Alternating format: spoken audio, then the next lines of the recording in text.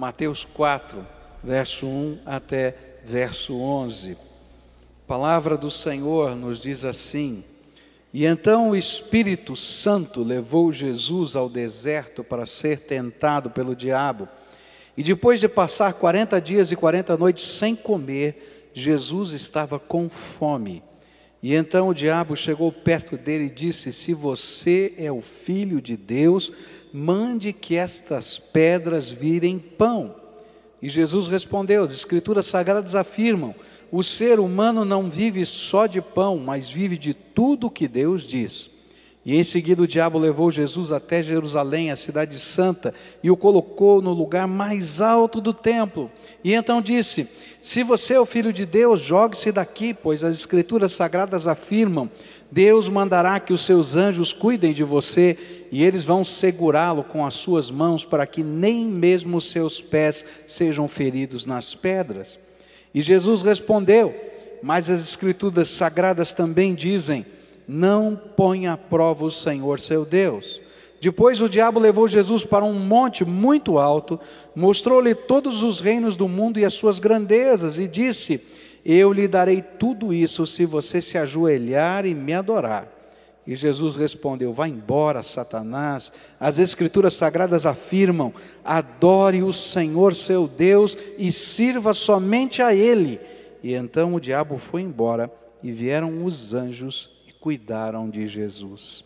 A Bíblia nos fala a respeito desse encontro, diz que Jesus estava sozinho, e muito provavelmente então as narrativas que nós temos dos evangelhos eram de momentos particulares que Jesus estava junto com seus discípulos e contou essa história para eles. E essa história se tornou tão impressionante que 3 dos evangelistas registraram isso na Bíblia, para a gente saber que era alguma coisa importante para a nossa vida cristã. Tentação faz parte da vida de qualquer ser humano. Nem Jesus foi isento da tentação. E é importante notar que Jesus não usou nenhuma ferramenta para vencer a tentação que não estivesse à nossa disposição. Toda vez que Satanás tentou também para usar todo o poder divino dele para não ter que passar por estas coisas. E ele então se recusou a usar o seu poder divino, e como homem, perfeito homem, ele venceu, para que nós pudéssemos ser livres de toda a opressão de Satanás. E quando ele venceu ainda na cruz, maior vitória veio para a gente. Jesus usou algumas ferramentas, algumas armas. Primeiro, uma vida cheia do Espírito. Depois, uma vida comprometida em cumprir e obedecer à vontade de Deus. Depois, ainda, valores firmados na palavra de Deus que norteariam a sua vida. E o poder e a autoridade do Espírito Santo para repreender Satanás. Todas estas ferramentas estão à nossa disposição pela graça do Senhor Jesus. E a segunda lição tem a ver com a tentação propriamente dita. Nós vamos ler aqui no texto, nos versículos 2 a 4, o seguinte: E depois de passar 40 dias e 40 noites sem comer, Jesus estava com fome. E então o diabo chegou perto dele e disse: Se você é o Filho de Deus, mande que estas pedras virem pão. E Jesus respondeu: As Escrituras Sagradas afirmam: o ser humano não vive só de pão, mas vive de tudo o que Deus diz. O grande problema aqui não era comer ou não comer. Ele estava com fome. E ele, como perfeito homem, se você fizer um jejum absoluto, só bebendo água, durante 40 dias, você vai ficar com fome. Eu nem sei se eu aguento tanto tempo. Eu tenho que confessar para você que eu tenho a cabeça de gordo. Eu estou um pouquinho mais magro, mas continuo tendo a cabeça de gordo. Fazer um jejum de 40 dias já me dá arrepio. Não é verdade? E não é jejum que nem do muçulmano, ou que nem do judeu, que ele não come nada desde o nascer do sol até o pôr do sol, mas a noite toda ele pode comer o que ele quiser. E aí, então, depois que escurece, é um banquete. Eles comem, mas comem, porque comem para tirar o atraso, né? E virar para o outro dia. Não, Jesus fez um jejum de 40 dias só bebendo água. Absoluto, só água. Porque sem água você morre 40 dias se você fizer um jejum sem água. E aí, então, ele está com fome. E Satanás vai pegar justamente a carência, a necessidade que está lá no corpo de Jesus para tentá-lo. E o grande problema não era comer ou não comer, mas responder a seguinte pergunta: o que é prioritário para você? Satisfazer os apetites ou cumprir a vontade de Deus descrita na sua palavra? Essa era a tentação. O que é prioridade para você? Ele tinha um propósito. Ele tinha sido enviado para o deserto pelo Espírito Santo, e o propósito é que ele fosse tentado. Por quê? Porque ele, como nosso sumo sacerdote, aquele que intercede por nós, precisava entender a profundidade das nossas lutas em todos os setores da vida. E agora, a tentação vem. O que é mais importante? Você terminar o propósito de Deus, que Ele colocou para a tua vida, ou satisfazer as carências e necessidades que estão aí dentro de você? É interessante que quando Jesus responde para Satanás, ele vai usar um trecho da Bíblia que fala exatamente sobre isso. Olha só o que ele fala, Deuteronômio 8, versículos 2 e 3. E te lembrarás de todo o caminho pelo qual o Senhor teu Deus tem conduzido durante esses 40 anos no deserto, a fim de humilhar e te provar para saber o que estava no teu coração, se guardarias ou não os seus mandamentos. Sim, ele te humilhou, te deixou ter fome, te sustentou com maná, que nem tu nem teus pais conhecias, para te dar a entender que o homem não vive só de pão, mas de tudo que sai da boca do Senhor, disso vive o homem. Esse é o trecho que Jesus cita. E olha só o contexto. O povo de Israel estava no deserto, Jesus estava no deserto, tá? Eles passaram quanto tempo no deserto? 40 anos no deserto. Jesus estava 40 dias. Lá no deserto eles não tinham tudo o que eles precisavam ou queriam, mas todo dia Deus dava a porção diária, que era um maná, um negócio esquisito que eu nem sei explicar, tá? Que caía do céu e que eles cozinhavam. Chovia pão do céu. É isso que a Bíblia está dizendo, eles só comiam aquilo. E a grande intenção de Deus nesses 40 anos era provar, para ver se eles estavam dispostos a cumprir toda a palavra de Deus. E é isso que Jesus está respondendo para Satanás. Olha, tem pedra, eu tenho poder para transformar em pão, mas o importante não é se eu tenho poder ou não para transformar em pão, é se eu aqui, agora como Messias de Deus, estou disposto a cumprir todo o propósito de Deus. E essa era a tentação. A tentação de Jesus foi a mesma que Moisés sofreu e caiu. Teve um dia que o povo começou a reclamar em Massá e Meribá, e dizer: não tem água, a gente está com sede, e você é o nosso líder, trouxe a gente para morrer aqui no deserto, só tem esse pão ruim que cai do céu aqui, a gente só tem isso para comer, e agora não tem água, e nós precisamos de água.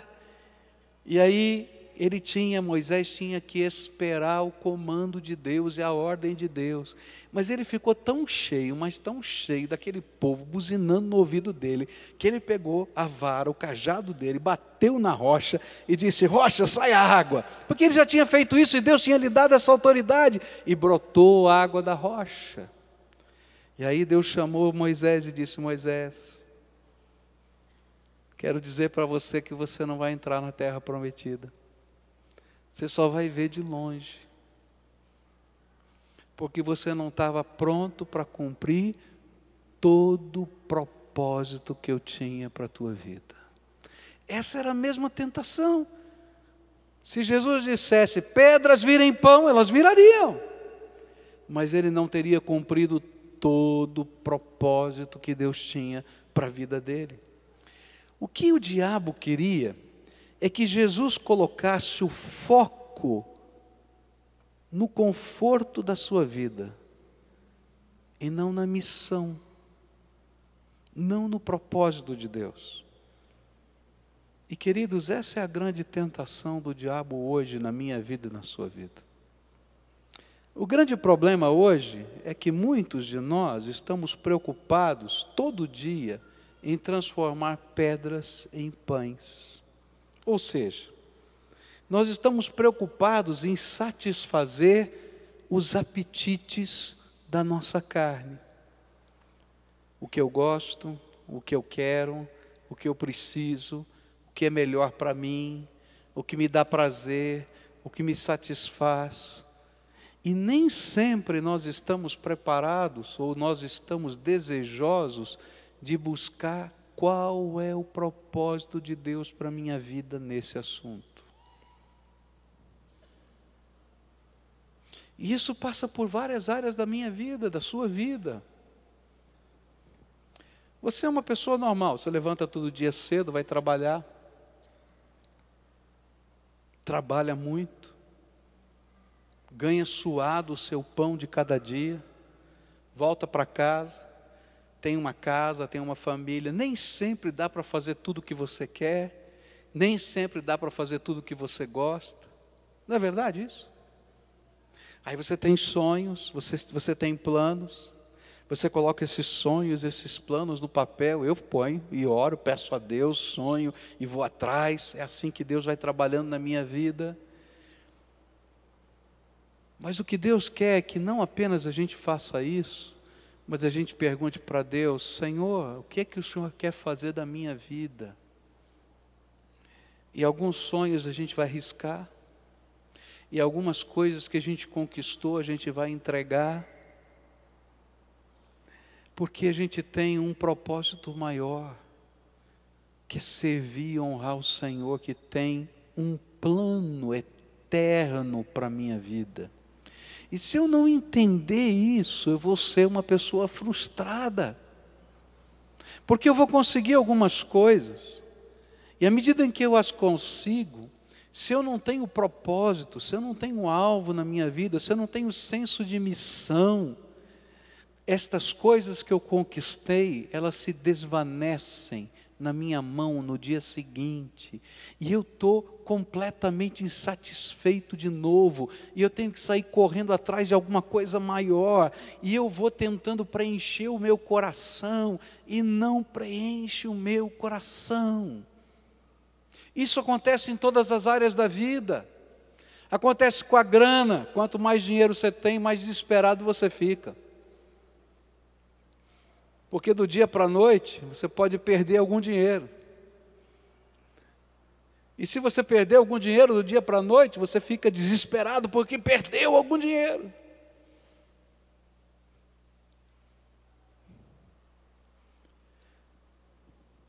E se ganhou, o que ganhou sempre é menos do que você queria ganhar. Não é verdade? Se você se envolve com algum tipo de vício, o vício é insaciável. Você começa com um pouquinho, daí você quer um pouco mais, depois você quer um pouco mais, você quer um pouco mais, você quer um pouco mais, e de repente você está morto pelo teu vício, porque ele consome a tua vida. Se você é uma pessoa que idolatra o seu hobby, não tem nada de mais você ter um hobby, mas o hobby é insaciável. Quando ele se torna a razão da nossa vida, e eu vou acabar largando tudo e todos em função desse hobby ou dessa coisa que em si não é pecaminosa, mas ela toma todos os lugares do nosso coração. Porque toda vez que eu estou transformando pedras em pães, ou seja, só estou buscando o meu conforto, o meu prazer, eu perco o senso de missão, queridos. Mas quando eu tenho senso de missão, eu sei estar feliz em toda e qualquer circunstância da minha vida, porque o meu propósito é maior. O reino de Deus é maior, a vida eterna é maior, o poder de Deus é maior, a intervenção de Deus é maior. Mas eu tenho que passar às vezes por privações. 40 dias, 40 noites sem comer. E Satanás diz: para com isso, rapaz, você tem todo o direito de comer. Você não encarnou? Não está com fome? Come! Tem alguma coisa errada em comer? Olha a astúcia. Não, não tem nada de errado. Então dá a tua palavra de ordem e transforma as pedras em pães. E ele vai dizer: não, eu não vim aqui para transformar pedras em pães. Eu vim aqui para tomar o lugar na cruz do Calvário, seu e meu, para que todo aquele que creia no poder da cruz, do sangue de Jesus, possa ser livre. Por isso, nem só de pão vive o homem, mas de toda a palavra que procede da boca de Deus. E eu vou agora cumprir a missão que o meu Pai me deu. Aqui está o foco do que está acontecendo. Nosso coração revela que o Senhor, a sua vontade, a sua palavra, estão ou não estão em primeiro lugar na nossa vida. Jesus ensinou que o foco da nossa fé é uma coisa muito simples: buscai o quê? Primeiro o reino de Deus e todas as outras coisas vos serão acrescentadas. O que nós estamos aprendendo a fazer é: busquem todas as outras coisas. E sobra um pedacinho para Deus. E Deus diz: não é isso que eu quero. Por isso, a primeira grande tentação de Jesus foi uma inversão de valores. Buscar atender às carências da sua vida, os apetites do seu corpo, as necessidades da sua alma, e depois cumprir a vontade de Deus se der. E é por isso que muitos de nós não falamos de Jesus, não temos tempo, pois todo o nosso tempo está voltado para transformar as pedras em pães, na ânsia de saciar a fome dos nossos apetites. Nunca ouvimos o chamado de Deus, e Deus tem um chamado específico para cada um de nós, pois Ele vai contra esses apetites e pede a nossa renúncia. Jesus ensinou uma coisa que a gente não gosta de ouvir e muitos não gostam de pregar: se alguém quer vir após mim, negue-se a si mesmo, tome a sua cruz e siga-me. Queridos, ou eu aprendo a colocar Jesus em primeiro lugar, ou eu vou estar o tempo todo transformando pedras em pães nessa vida. E vou perder as bênçãos do propósito de Deus na nossa existência. A minha pergunta para você é: qual é o propósito de Deus para você? Qual é o plano que Ele tem para a tua vida? Qual é o chamado específico? Qual é a missão da tua vida? Porque o diabo vai continuar o tempo todo dizendo para você que não chegou ainda a hora de você servir a Deus com toda a sua vida, que não chegou a hora de você fazer entrega nenhuma porque não é tempo ainda, que na verdade sacrifício, doação, entrega são palavras que você tem que abolir do seu dicionário. Na verdade, alguns dizem que não são nem cristãs essa palavra, porque Jesus já pagou tudo na cruz. É verdade, Ele pagou tudo na cruz, mas eu vou precisar segui-lo. E quando Ele ensinou, Ele disse assim: olha, as raposas têm o seu covil, mas eu não tenho onde repousar a minha cabeça. Você quer vir comigo assim mesmo? Está me entendendo? Onde está a tua prioridade? Essa é a tentação. Onde está a tua prioridade? Uma das coisas que tem mudado no nosso tempo é que, no passado, quando esse feriado no mundo cristão, domingo, foi implantado, ele foi implantado por um princípio da palavra de Deus. O domingo é o dia do Senhor. E aí aqueles crentes do passado disseram: sabe, nós não vamos mais trabalhar no domingo, porque o domingo é o dia do Senhor. É o dia que nós dedicamos para adorar a Deus, buscar a face do Senhor, para servir aos pobres, para sair nas ruas, ajudar. Esse não é nosso dia. É claro que o Senhor é Senhor da nossa vida todo dia, mas entre 7 dias nós dizíamos lá, os nossos antepassados diziam, esse é exclusivo, nós vamos dedicar ao Senhor, nós vamos honrar o Senhor. O tempo passou, e o dia do Senhor virou meu dia. E ainda na nossa cultura, muitos têm o sábado ainda, né? Ficou o sábado e o domingo. E você tem 2 dias, ou pelo menos 1 dia e meio. E às vezes você não tem nada para servir a Deus. E quando alguém pergunta, diz, não tenho tempo. Trabalho muito. E eu olho aqui para vocês, tem alguém aqui que não trabalhe muito? A questão não é trabalhar ou não trabalhar, é quais são as suas prioridades.